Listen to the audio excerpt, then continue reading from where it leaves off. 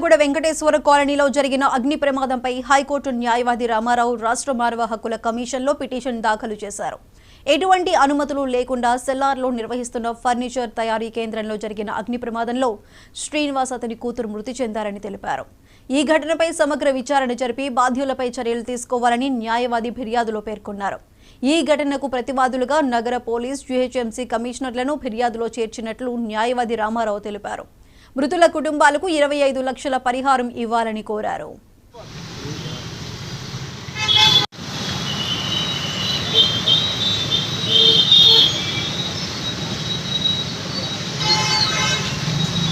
ఓవరాల్గా ఏమైనా మొత్తం ఇప్పటికి అయినాయి ఈ బర్నింగ్ చనిపోయింది వాళ్ళు చెప్పారు 150 ఇయర్ 1200-1300 మంది ఫైర్ యాక్సిడెంట్లో చచ్చిపోయారు మొత్తం పూర్తిగా తెలంగాణ రాష్ట్రంలో. ఈ విషయాన్ని అయితే నిన్నైతే చాలా బాధాకరం, ఒక చిన్న పాప చనిపోవడం జరిగింది. పాపతో పాటు తల్లిదండ్రులు కూడా మృతి చెందిరని తెలిసింది. ఇది చాలా బాధాకరం.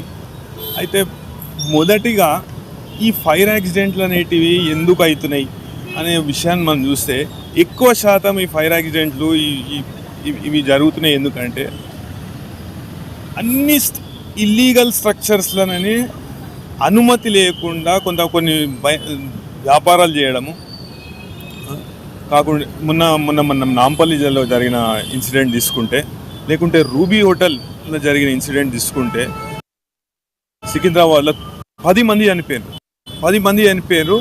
దానికి అనుమతులే లేవు. భవన నిర్మాణ అనుమతులు కూడా తీసుకోలే.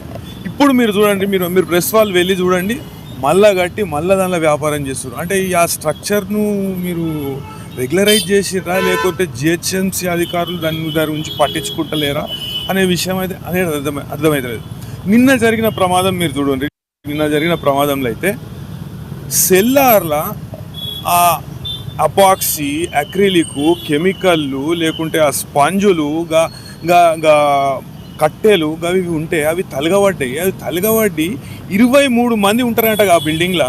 23 మంది ఉంటారు. కార్మికులు, వలస వచ్చిన కార్మికులు, నుండో చిన్న చిన్న పనులు చేసుకునేటోళ్ళు, వాళ్ళ జీవితాలు ఇట్లా మొత్తం కథమైపోతున్నాయి. మరి ఇంత అన్యాయమా? మీరు ఈ విషయాన్ని రాష్ట్ర మానవ హక్కుల కమిషన్ దృష్టికి మేము తీసుకురావడం జరిగింది. తీసుకొచ్చినాక మానవ హక్కుల కమిషన్ 408/2024గా దాన్ని నమోదు చేసి విచారణ చేపట్టే కార్యక్రమాన్ని మొదలుపెట్టింది. దీనిలో మేము ప్రతివాదులుగా